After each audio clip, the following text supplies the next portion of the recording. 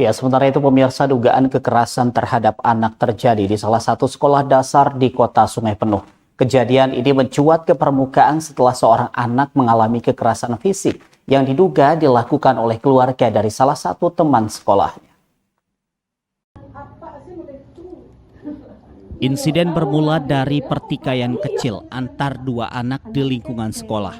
Seorang anak yang diketahui merupakan cucu dari pemilik rumah makan Dendeng Batoko terkenal di daerah tersebut diduga melontarkan hinaan kepada korban berinisial R dengan menyebut orang miskin. Korban pun merasa tersinggung dengan ucapan tersebut. Korban kemudian memeluk anak pelaku dalam kondisi emosi. Namun dalam pelukan tersebut anak pelaku memberontak hingga terjatuh dan mengalami luka lecet pada bagian tangannya.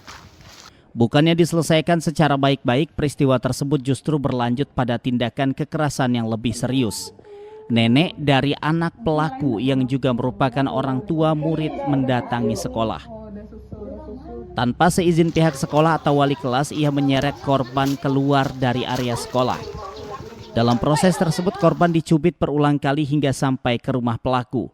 Setibanya di rumah pelaku, dugaan kekerasan masih berlanjut, di mana ayah dari anak pelaku yang juga diketahui sebagai pemilik salah satu rumah makan Dendeng Batoko ternama di Sungai Penuh turut melakukan tindakan kekerasan dengan cara menampar pipi kanan korban. Dalam peristiwa ini pihak sekolah belum memberikan pernyataan resmi. Namun sejumlah guru dan wali murid menyayangkan tindakan kekerasan yang dilakukan oleh orang dewasa terhadap anak yang masih duduk di bangku sekolah dasar. Mereka menilai seharusnya masalah anak-anak diselesaikan secara edukatif, bukan dengan kekerasan.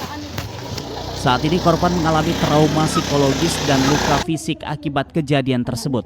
Sementara itu orang tua korban Nur Aida mengatakan anaknya sudah divisum dan dirinya sudah melaporkan hal ini ke pihak kepolisian dan Lembaga Perlindungan Anak Indonesia wilayah Jambi pada Minggu 25 Mei 2025. Ia juga menyatakan keprihatinan mendalam atas kejadian pada anaknya. Mereka mendorong agar kasus ini diproses secara hukum untuk memberikan efek jera dan perlindungan maksimal bagi anak-anak, khususnya di lingkungan sekolah yang seharusnya menjadi tempat yang aman dan nyaman. Mau itu perpisahan, itu mau nyanyi gitu. Setelah itu dia kan masuk gang, bilang anak nih, lewatlah sama anak yang jatuh tuh. Dia bilang gini, lewat orang miskin ya. Bilang gitu, dibilangnya anak kita ini miskin gitu. Jadi anak ini tidak terima, dipeganglah anak tuh yang bilang miskin tuh. Lalu dia berontak, lalu lepas, lukalah tangannya. Dia melapor sama neneknya, bilangnya Randi anak ini yang melemparnya gitu. Datanglah neneknya ke rumah sekolah, langsung ditarik Randi, dicubit, langsung ditampar. Sudah ditampar tuh, langsung diseret ke rumah. Di tengah jalan tuh masih dicubit-cubit tuh. Sampai di pintu, ditanya pula sama bapaknya, kenapa anakku dilempar, patah tangannya.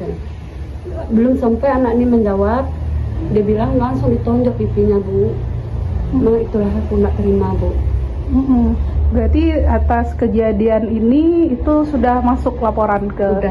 Sudah masuk. Kapan melaporkan? Malam tadi. Malam tadi sudah dilakukan visum juga? Sudah. Dewi Wilona, Jambi TV.